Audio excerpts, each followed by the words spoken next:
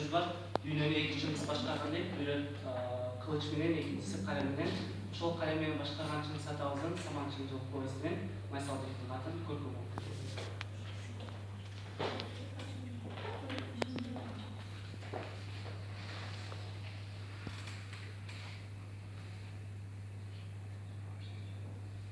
Апаке,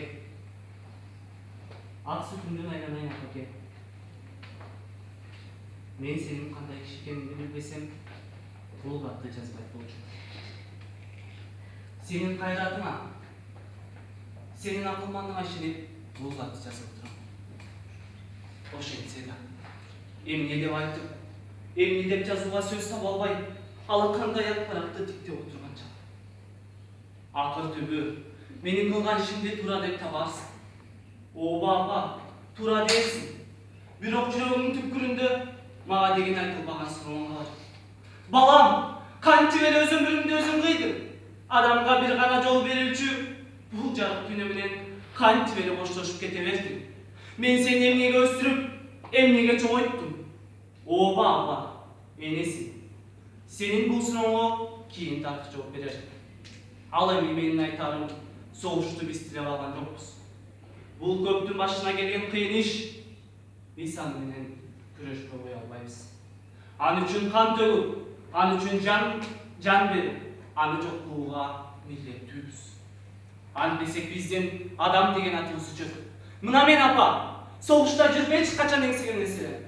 Мен өзүмдү эң бир жөнөкөй, эң бир асыл ишке, мугалимдикке даярдап жүргөм. Заманым ушул экен. Балдарга таңга таанытып окутуунун ордуна курал кармап жоокер болдум. Ал менин айыбым эмес апа. Мына азыр мектепте окуучу жаштарга менин эң биринчи жана эң акыркы берип кетер билимим ушул. Сабагым да ушул. Буга мен баардык дүйнөдөгү билимимди, баардык тилимди жумшадым. Бир сааттан кийин мекеним тапшырган ишке барып, душманымдын таллуу жерине барып, аны жок кылып, өзүм да жок болом. Бул менин акыркы калемшиктешим.